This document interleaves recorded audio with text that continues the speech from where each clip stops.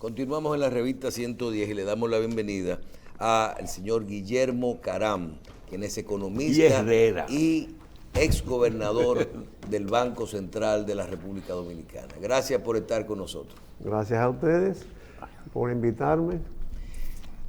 Esta mañana conversábamos del panorama internacional y de todas las medidas que están tomando los diferentes bancos centrales y los mercados del mundo, lo que está ocurriendo en este momento.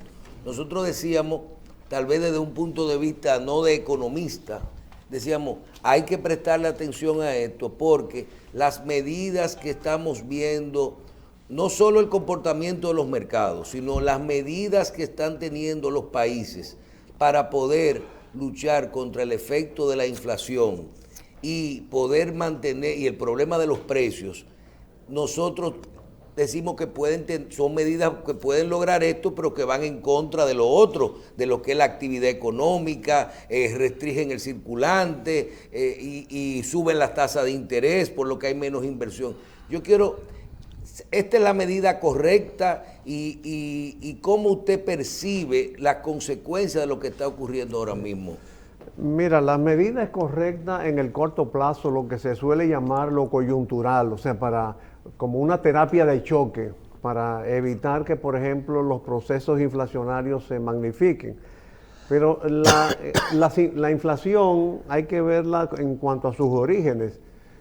Tú tienes dos grandes causas para observar un proceso inflacionario. El primero de ellos es cuando la demanda es mayor que la producción, que es lo que estamos observando en el mundo internacional, incluso antes de la guerra, y ahora la situación es peor porque hay restricciones en proceso productivo en los países que están en guerra. Y el segundo es por vía de la masa monetaria, cuando hay más dinero en la calle del que debería haber, ante una situación coyuntural de presión, pues entonces los precios tienden a aumentar. La solución a corto plazo es correcta cuando se atacan por la vía monetaria, pero indudablemente tiene una repercusión en los procesos productivos y a la larga puede empeorar el proceso inflacionario. Por ejemplo, aquí mismo, cuando ahora se están tomando medidas coyunturales de corto plazo, de impacto, aumentando las tasas de interés para retirar dinero de circulación, que haya menos dinero y entonces la presión inflacionaria disminuye. Pero los aumentos de costos de la tasa de interés te repercuten en el aumento de costos de producción. Entonces estaríamos estimulando en el mediano plazo el alza de los precios. Yo creo que hay que actuar con esa concepción clara. Bueno, está bien, vamos a adoptar una terapia de choque monetario, pero al mismo tiempo alentar por otra vía, sobre todo por la vía fiscal, por la vía promocional y política, los mecanismos de producción para que la oferta sea mayor y en consecuencia el equilibrio de mayor oferta frente a la misma demanda tienda a contener o a rebajar los precios. Ingeniero, mire, los economistas hablan y se retroalimentan y a veces dan por descontado que el público asimila las cosas igual. Y los que somos pueblos simples no nos interesa mucho análisis. Nosotros queremos saber, yo particularmente, cuando yo me pregunto, si hay un aumento del precio del petróleo a precios casi que duplica y triplica lo que teníamos hace 2 o 3 años. Hay una demanda mayor de divisas.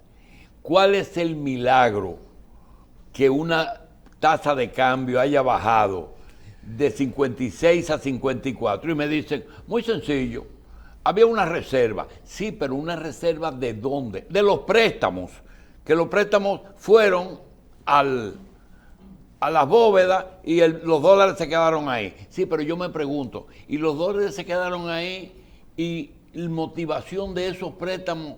Se imprimieron los pesos para que circulen, para que cubran las obras, para que fueron prestados ese dinero. Lo que pasa es que hay es verdad, los préstamos ayudan, amortiguan o han amortiguado, pero hay dos sectores de la actividad económica generadoras de divisas, que han crecido y han crecido enormemente. Las remesas, por ejemplo, es un sector que ha tenido un crecimiento extraordinario en el año pasado como consecuencia, entre otras cosas, de los programas sociales de los gobiernos donde viven los dominicanos, que con el propósito de que eliminar la búsqueda de trabajo y con el freno de la actividad económica, aumentaron programas sociales. Y esos programas sociales, principalmente en Estados Unidos y en cierta forma en España y en algunos países de Europa, aumentaron las reservas. Y el otro renglón es el renglón de las zonas francas. Esos son dos sectores que contribuyen o han contribuido a la generación de divisas, y por eso el Banco Central ha tenido esta capacidad de maniobra de poder inyectar dinero suficiente para que la tasa de cambio no aumente y no se produzca un efecto devaluatorio que magnifique el proceso de inflación originado por el crecimiento de la demanda mucho mayor que el crecimiento de la producción, que el crecimiento de la oferta. El valor, el tamaño de la deuda, nosotros lo vemos y decimos, bueno, se puede deber, pero ¿hasta dónde se podrá pagar todo esto?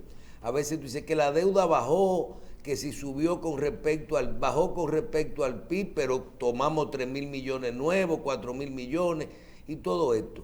Realmente, cuando usted evalúa la economía dominicana y el tamaño de nuestra deuda existente real, no con relación a nada, porque tú podrás evaluar tu deuda, y yo soy de los que digo que mientras haya que endeudarse para pagar la deuda, los intereses de la deuda es mucho.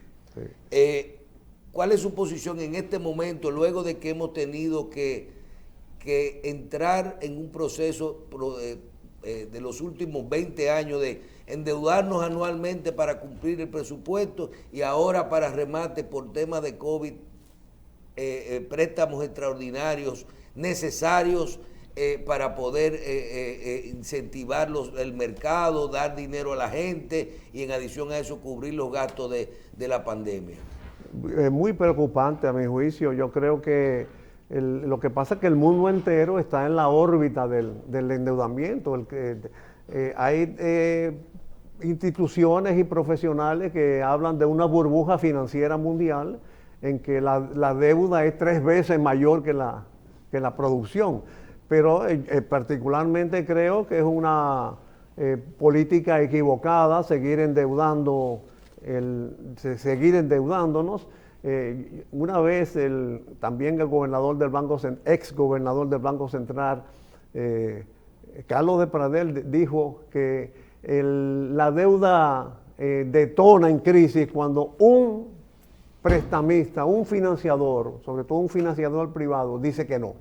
En ese momento se arma una crisis porque cuando un financiador dice no te voy a prestar más, todos los demás financiadores comienzan a cobrar, y ahí comienza el proceso que está viviendo Argentina ahora, que estamos hablando de 40.000 millones de dólares que los acreedores están reclamando, y que por lo cual están acordando un acuerdo con el Fondo Monetario que requiere una serie de ajustes que están provocando protestas de parte de la población.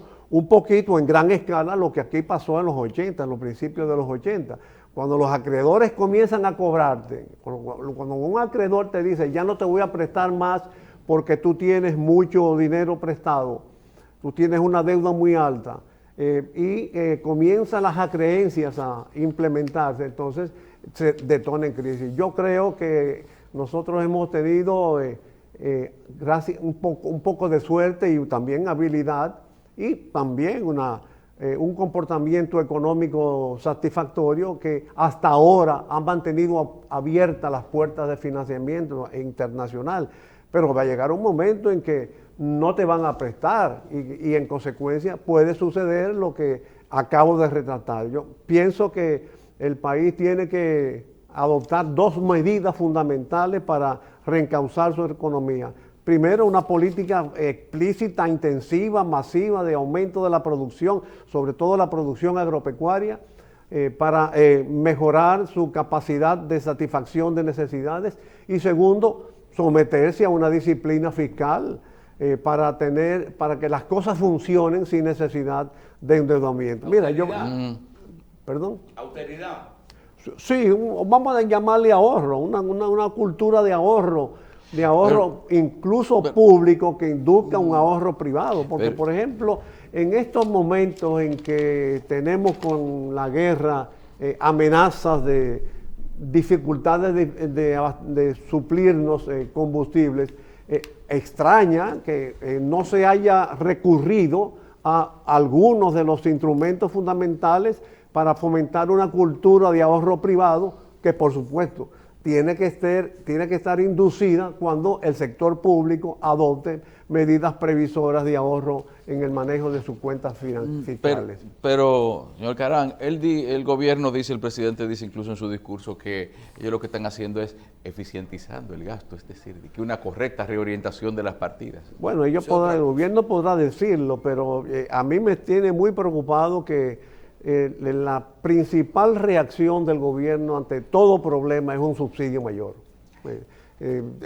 Cada vez que se habla de un problema, la solución más a la mano es un subsidio. ¿Y eso no es bueno cuando son temas transitorios? Es que no están siendo transitorios, porque nosotros venimos subsidiando la economía, sectores de la economía, bajo una concepción errónea de que se cree que los subsidios eliminan la pobreza, cuando en el fondo los subsidios lo que hacen es que mitigan la pobreza y creo que frenan el impulso económico, porque la cultura de dependencia que se derivan de los subsidios sistemáticos constituye un factor inhibidor del proceso económico, del proceso productivo. Y cuando yo lo escucho hablar, por un lado, mitigarlo, o sea, que tampoco lo critica, sino lo que critica es el exceso de tiempo de uso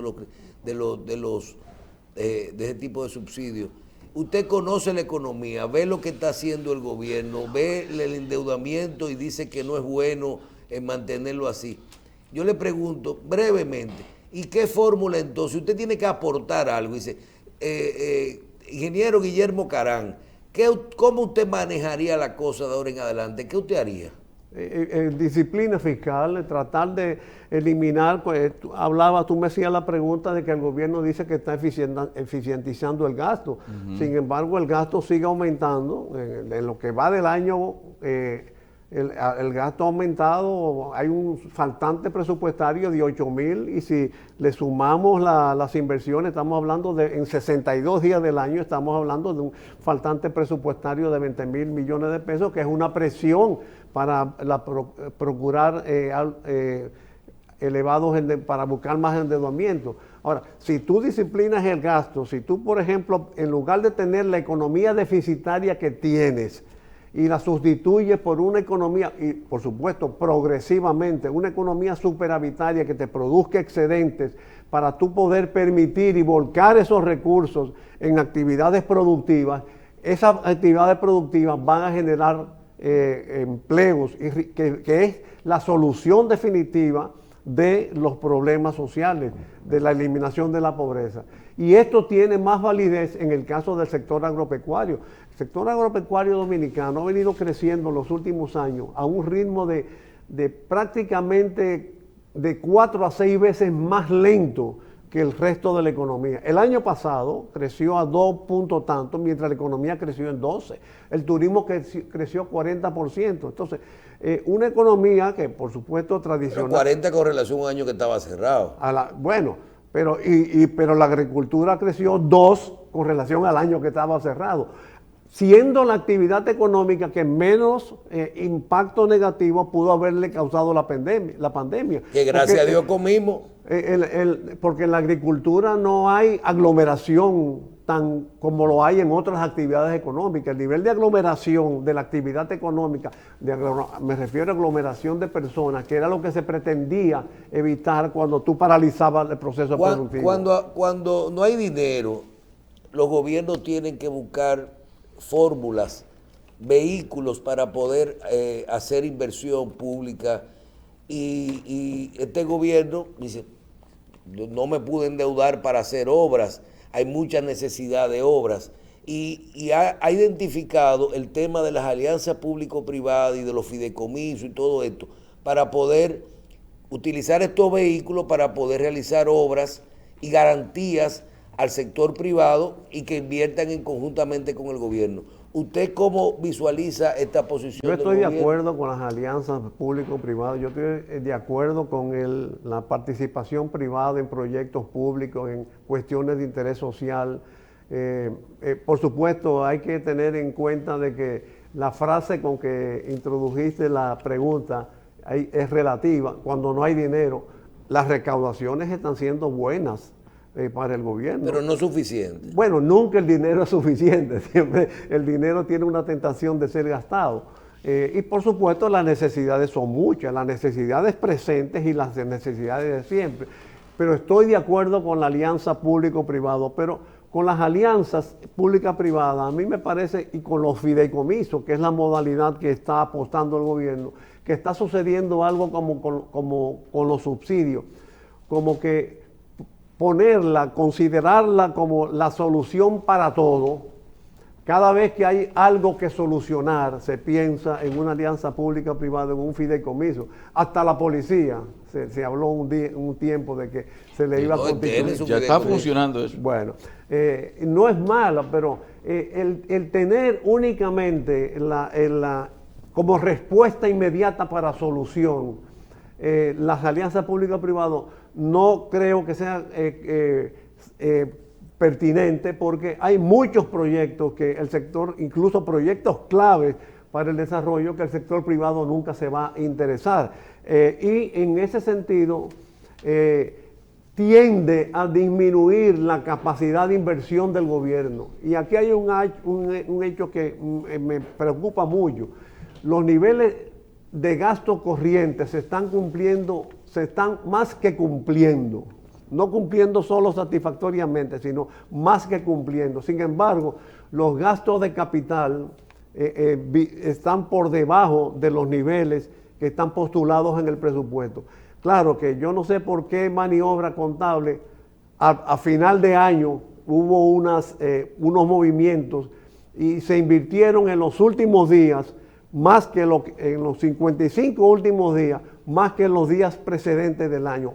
Ahora estamos comenzando por la misma tónica. Los gastos de capital están siendo bajos.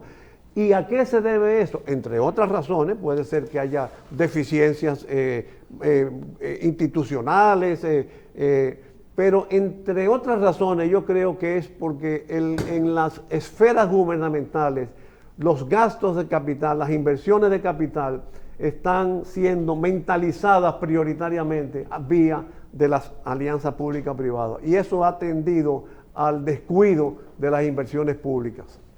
En el tema de la devolución de los fondos de pensiones, hay posiciones que la gente no conoce. Todos nosotros lo vemos, yo quiero que me devuelvan mi fondo, yo con esto puedo resolver un problema. La gente no entiende que eso puede afectar el nivel de su pensión cuando la necesite realmente. Mucho más, mucho peor de los niveles que vamos a recibir ahora sin devolver los fondos. Otro tema, pero la pregunta mía va con relación a las implicaciones para el país. Sabemos que el 80% de los fondos de pensiones están invertidos en el Banco Central y en Hacienda. Primero, ¿es posible devolver el 30% de los fondos de pensiones? Y el efecto que le haría a la economía, no solo de dónde buscar estos recursos para devolverlos, sino el efecto que le haría a la economía si tú de un día para otro le metes 200.000 millones de pesos al sistema. Se habla de que tendríamos todavía una inflación mayor a la que tenemos hoy. Así es, estoy en total desacuerdo con esa devolución masiva de fondos de los fondos de las AFP, de los planes de pensiones. Eso crearía un elemento desestabilizador de la economía terrible que pudiera incluso revertir los beneficios que pudieran haberse alcanzado de quienes reciben la devolución. Un dato curioso es que los protagonistas de por la devolución del 30% no son precisamente depositantes, son instancias políticas que están al margen de quienes tienen los ahorros. Además, el sistema de pensiones no se diseñó para eso, no se diseñó para encarar situaciones críticas como las que acabamos de vivir con la pandemia, y eso hay que buscarlo por otros canales de la acción pública. Me parece que es una apuesta muy riesgosa que de alguna forma tiene que ser detenida. Bien. Ya una última pregunta por nuestra parte. ¿Hay inflación? Claro, hay una inflación significativa, importante, una inflación latente, emergente, precisamente por el crecimiento más lento de la producción con relación a la demanda. Y es un principio clásico de la economía. Por eso insisto en que se debe propiciar en el gobierno, en la fiscalidad, suficiente ahorro para poder volcar esos recursos en los sistemas productivos que sean más sensibles para la población, y el más sensible es el agropecuario. Cuando sabemos que usted no es un experto en seguridad social, pero le estábamos preguntando el tema de la devolución de los fondos de pensiones, y desde hace unos días todo el efecto de las medidas económicas, inclusive parece que de la tasa de cambio, de la disminución de la tasa de cambio, ha creado unos efectos que nosotros personalmente no entendimos, y es que vemos que parece ser que muchas personas se han sorprendido porque en su cuenta de capitalización individual de fondo de pensiones disminuyó en el último mes. Y se ha dicho que esto se produce debe a las políticas monetarias, a la disminución de la tasa de cambio y del rendimiento de lo que son los fondos de pensiones. Yo quiero saber, una cosa es que un fondo no gane menos o que no gane, pero disminución del capital de un fondo que tú tienes en pesos por el tema de la tasa de cambio, no lo hemos entendido. ¿Cuál es su posición de qué puede estar ocurriendo? Si conoce este tema. Sí, yo creo que a diferencia de mi oposición a la devolución del 30%, a mí me parece que es abusiva la práctica de disminución del capital aportado por los depositantes o los trabajadores, y eso se origina porque se ha dolarizado, porque han dolarizado las inversiones, y entonces al apreciarse la tasa de cambio, pues lo traducen, y eso es un... ¿Y cómo se dolariza mi inversión si yo la tengo en pesos? ¿Cuando la invierten? Claro, por ejemplo, sobre todo las AFP también son financiadores del gobierno, inclusive financiadores de dólares indirectamente. Bien, yo creo que eso está claro. Sí. Y ese es un tema de que es la apreciación del dinero. Entonces, pero yo creo que eso debe ser materia de suspensión y de revisión por parte de las autoridades, porque eso perjudica a los trabajadores. Y eso sí es un motivo preocupante que puede incluso despertar actuaciones inadecuadas de parte de la ciudadanía. Bien. Guillermo Carán, economista y exgobernador del Banco Central, gracias por estar con nosotros en Revista 110 del día de hoy. A ustedes también les damos las gracias por su audiencia. Síganos en todas las transmisiones de este programa a través de la televisión nacional e internacional, en diferentes horarios en todo el día y la noche de hoy, así como en nuestra cuenta de YouTube, Revista 110. Gracias.